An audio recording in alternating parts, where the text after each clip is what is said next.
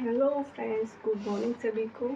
कैसे हैं आप सब? आई होप कि आप सब बढ़िया होंगे और पढ़ाई भी अच्छी चल रही होगी आप सबकी। तो ये मेरा मॉर्निंग वॉक है।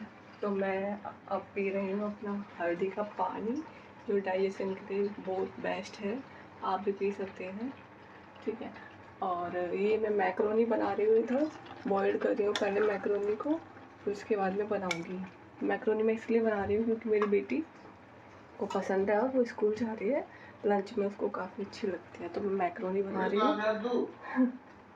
तो देखिए, ये मेरी बेटी है, अभी रेडी नहीं हुई है, सब बातें करने के लिए जा रही है वो, ठीक है। तो बस बातें करके वो जब फटाफट रेडी हो जाएगी, इतनी मैं मैक्रोनी भी बना देती हूँ, ठीक है फ्रेंड्स। तो मिलती हूँ मैं आपसे मैक्रोनी बना के कि मैं मैक्रोनी कैसे बनाती हूँ। ये भी मैं आपको थोड़ा थोड़ा दिखाऊंगी कि किस टाइप से मैं मैक्रोनी बना रही हूँ। तो आई होप कि आपको पसंद आएगा। और फिर मेरा स्टडी विद का सेशन भी देखिएगा कि आज मैं क्या क्या पढ़ती हूँ। और एंशियंट हिस्ट्री तो मेरा चल ही रहा है, तो उसके साथ भी आज मैं सोच रही हूँ कि कुछ नया एक सब्जेक्ट लूँ, तो वो मैं आपको दिखाऊंगी। फ्रेंड्स, मैक्रोनी के लिए मैंने ग्रेवी तैयार कर ली है। मैंने इसमें अनियन नहीं डाला है, शिमला मिर्च और टमाटो की प्यूरी डाली है, और इसके बाद मैंने मैक्रोनी डाल दी है और अच्छे से मैं इनको मिक्स कर दूंगी फ्रेंड्स, मैक्रोनी को ग्रेवी के साथ। और फ्रेंड्स, आप बनाइएगा ऐसे। वैसे आप अनियन डाल सकते हैं, लेकिन मेरी बेटी को अनियन थोड़ी पसंद नहीं है, तो इसलिए मैंने नहीं डाली। लेकिन मैं उसको ग्रीन वेजीज खाना सिखा रही हूँ, तो इसलिए मैंने शिमला मिर्च डाली थी। तो फ्रेंड्स देखिए, मैं मिक्स कर रही हूँ, और इधर मेरी बेटी है ये, और ये इसका लंच रेडी है। और फ्रेंड्स, मेरी बेटी स्कूल चली गई थी, तो उसके बाद हमने भी ब्रेकफास्ट करा चाय और मैक्रोनी के साथ। और उसके बाद मैं फ्री होकर अपनी स्टडी करने बैठ गई। जो एंशियंट हिस्ट्री का मेरा रह रहा था आधा चैप्टर, वो मैंने कंप्लीट किया। और फ्रेंड्स, काफ़ी अच्छा लगा ये चैप्टर। तो फ्रेंड्स, हाफ़ चैप्टर मैंने पिछली वीडियो में कंप्लीट कर लिया था। तो उसके बाद मैंने अभिलेख तक तो फिनिश कर लिया था। फिर मैंने साहित्यिक स्रोत पढ़े। साहित्यिक स्रोत में जो भी हमारे वो लिटरेचर से संबंधित चीज़ें रही हैं, स्रोत रहे हैं, उनके बारे में दिया गया है इसमें। जैसे वेद हमारे हैं, महाभारत रामायण है, उनके अंदर की चीज़ें थोड़ी डिटेल में समझाई गई हैं इसमें। आप पढ़ोगे तो काफ़ी अच्छा लगेगा आपको, और आप रीड करिएगा फ्रेंड्स। ये एनसीईआरटी बहुत ज़रूरी है, मुझे पढ़कर अब समझ आ रहा है कि कितनी ज़रूरी है। और डायरेक्ट क्वेश्चन आते हैं फैक्चुअल इसमें से। और अभी तक मैंने एग्ज़ाम्स दिए हैं, 2 से 3 एग्ज़ाम्स मैंने पीसीएस का दिया है, तो उसमें मुझे पता चला कि कितनी सारी चीज़ें हमने मिस कर दी हैं पहले।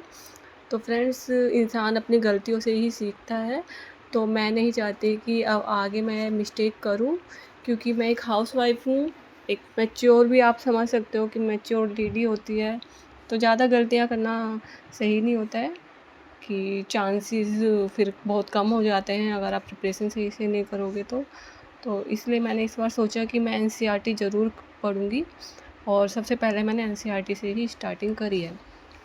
तो इसमें जो है फ्रेंड्स, साहित्यिक स्रोतों में काफ़ी सारी साहित्य से रिलेटेड चीज़ें, बुक्स वगैरह जो रही हैं पहले, कौटिल्य ने अर्थशास्त्र लिखी थी, और अभिज्ञान शाकुंतलम है कालिदास की, उसके बारे में बताया गया है कि वो कहाँ से रिलेट करती है, अंदर क्या चीज़ें हैं उसकी डिटेल में तो नहीं, मतलब बताया गया है थोड़ा, मतलब अच्छे से, तो आप पढ़ सकते हैं इसमें।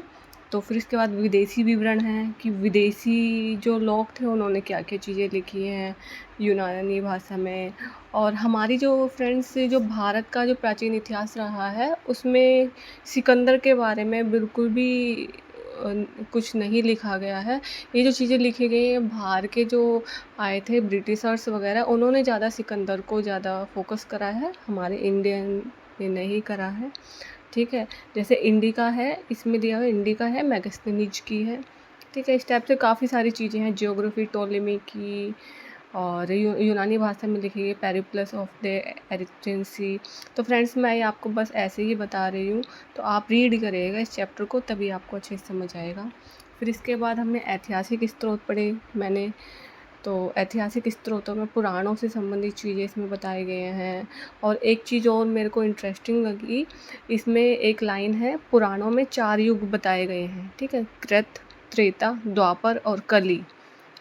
तो इसमें हर युग अपने पिछले युग से घटिया बताया गया है, कि मतलब कि जैसे कृत युग था, उससे घटिया त्रेता, फिर उससे घटिया द्वापर, फिर उससे घटिया कली, काल मत जो या तो वही जो आज चल रहा है प्रेजेंट में हो सकता है वही हो। तो ये चीज़ें बताई गई, एक युग उससे घटिया था, मतलब पहले से ज़्यादा घटिया आगे वाला युग था। तो वही चीज़ें इसमें बताई गई हैं। और काफ़ी सारी रामचरितमानस ये सब बताए गए हैं। और आप पढ़िएगा फ्रेंड्स, तो आपको ज़्यादा इंटरेस्टिंग लगेगा, समझ में आएगा। अभी मेरी फर्स्ट रीडिंग थी, तो उस हिसाब से मेरे को जितना समझ में आया मैंने करा, मैं आपको बता रही हूँ। और भी काफ़ी सारी चीज़ें दोबारा रीडिंग करेंगे, उसमें अच्छे से समझ आएगी। नोट्स प्रिपेयर करेंगे, उसमें और अच्छे से समझ आएगी। ठीक है फ्रेंड्स, लेकिन छोड़ना नहीं है, आपको प्रिपरेशन लगातार कंटिन्यू रखनी है। अगर आपने ये मिस कर दी, प्रिपरेशन छोड़ दिया बीच में, तो काफ़ी सारा मिस हो जाएगा। फिर हमें डबल मेहनत करनी पड़ेगी आगे चीज़ों को और समझने के लिए। हम भूल जाते हैं ना टाइम के उससे, तो हमें और ज़्यादा मेहनत करनी पड़ेगी। इसके बाद मैंने इतिहास का निर्माण वो पढ़ा हेडिंग, तो इतिहास का निर्माण में इतिहास से संबंधित चीज़ें हैं। मतलब जो अभी तक पूरे चैप्टर्स में हमने पढ़ा था, वो सारा कुछ तोड़ मरोड़ के इसमें बताया गया, इतिहास के निर्माण में सारी चीज़ें। और फिर इसके लास्ट में सारांश भी दिया गया है, ठीक है? सारांश में वो एक तरीके से कंक्लूजन टाइप का, ठीक है फ्रेंड्स। तो ये चैप्टर मैंने अपना पूरा फिनिश कर लिया था, और बहुत अच्छा एक्सपीरियंस रहा इस चैप्टर को पढ़ के। आगे नेक्स्ट वीडियो में नेक्स्ट चैप्टर 4 चैप्टर आएगा, भौगोलिक ढांचा, ठीक है? भौगोलिक ढांचा से तो आप समझ ही गए होंगे कि मतलब फिजिकल जो स्ट्रक्चर है उसके बारे में शायद बात करी गई होगी इसमें। ये फ्रेंड्स, चैप्टर से रिलेटेड बातें तो हो चुकी हैं, और चैप्टर भी मैं रीड कर रही हूँ, और मैंने आपको चैप्टर थोड़ा बहुत समझा दिया है। बाकी तो आप सब पढ़ाई कर ही रहे होंगे, अच्छे से पढ़ाई आपकी चल रही होगी। जिसका जो सब्जेक्ट वीक है या जो सब्जेक्ट में इंटरेस्ट है, वो उस हिसाब से पढ़ रहा होगा। तो फ्रेंड्स, चलिए कुछ बातें कर लेते हैं। तो फ्रेंड्स, कैसे लग रहे हैं आपको मेरे ये व्लॉग? और आगे मैं कुछ सुधार भी इसमें करना चाहूँगी, आप बताना क्या कमी रह गई है मेरे इस व्लॉग में। तो फ्रेंड्स, और मैं आपको कहना चाहूँगी कि जैसे सबकी लाइफ में एक ड्रीम होता है कि वो अपने सपने को पूरा करे, जो उसने लक्ष्य बनाया है, सपना देखा है, उसको पूरा करे, और उसके लिए मेहनत करे। मेहनत करेगा तभी सपना उसका पूरा हो पाएगा, ऐसे हाथ पे हाथ धरे बैठ के तो सपना नहीं पूरा हो पाएगा। तो अपनी मेहनत करते जाइए, और हम भी मेहनत कर रहे हैं, और आगे और भी ज़्यादा स्टडी करनी है। अभी तो रीस्टार्ट करा है, कुछ ही दिन हुए हैं रीस्टार्ट करे हुए, आगे और भी ज़्यादा मेहनत करनी है फ्रेंड्स।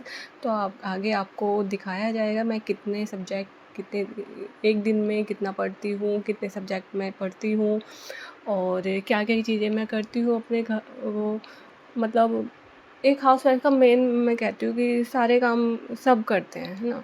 लेकिन टाइम वेस्ट ज़्यादा करते हैं लोग। लेकिन उस टाइम वेस्टेज से बचना है, और वो नेगेटिव लोगों से बचना है आपको, और कम से कम टाइम गपशप इन सब में कम से कम टाइम बिताना है, और आपको सिर्फ अपने लक्ष्य पे फोकस करना है। यही चीज़ें मैं आपको कहना चाहूँगी। और फ्रेंड्स, और आप पीसीएस की तैयारी कर रहे हैं, या बहुत से बच्चे यूपीएससी की तैयारी कर रहे हैं, जिस भी फील्ड में तैयारी कर रहे हैं, मेरे ख्याल से बच्चे मैच्योर होते हैं, समझदार होते हैं, वो अपना अच्छा बुरा जानते हैं। तो आई होप कि आप भी अच्छे से पढ़ाई कर रहे होंगे, और अपने माँ बाप का नाम रोशन करें, बस यही कहना चाहूँगी, पढ़ लिख कर कामयाब होकर। और फ्रेंड्स, पहले तो अपने लिए ही करना होता है, मोटिवेशन अपने अंदर से लाइए, अपने लिए ही, कि सबसे पहले तो हम हैं, अपने आप को खुश रखना है, और बाकी सारी चीज़ें तो हो ही जाती हैं। हम खुश हैं तो फिर सब खुश हैं। अगर हम ही दुखी रहेंगे, तो फिर सामने वाला भी हमसे दुखी ही रहेगा। ठीक है फ्रेंड्स, तो मस्ती से पढ़ाई करते जाइए। पता नहीं पढ़ाई करते करते कब टाइम आ जाएगा एग्ज़ाम का, पता भी नहीं चलेगा।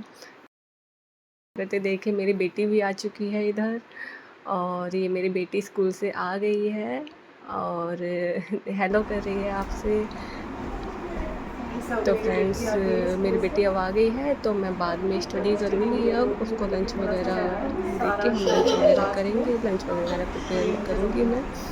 और मेरा चैप्टर भी ऑलमोस्ट कंप्लीट हो चुका था, सारांश रह गया था, तो थोड़ा मैंने बाद में पढ़ा। ठीक है फ्रेंड्स, तो चलिए फ्रेंड्स, मिलते हैं आपसे थोड़ी देर बाद। ठीक है, और अब मैं नए सब्जेक्ट के साथ मिलूँगी, आपको थोड़ा समझाऊँगी।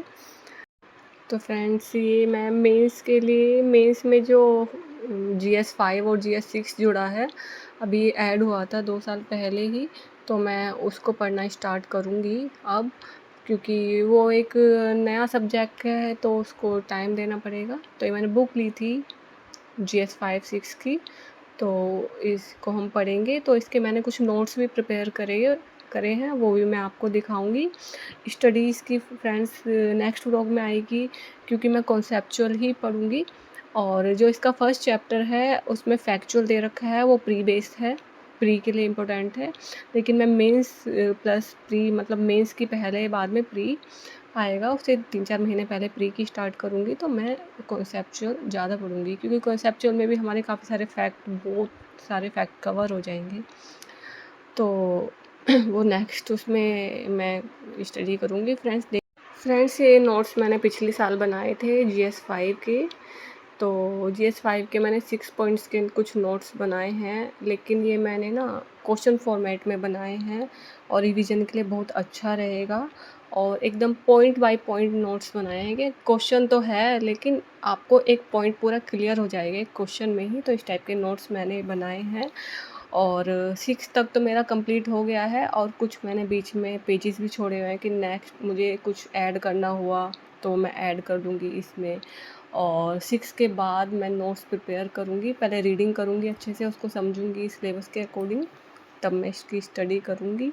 और पहले मुझे पूरी बुक को फिनिश करना है सिलेबस देख के।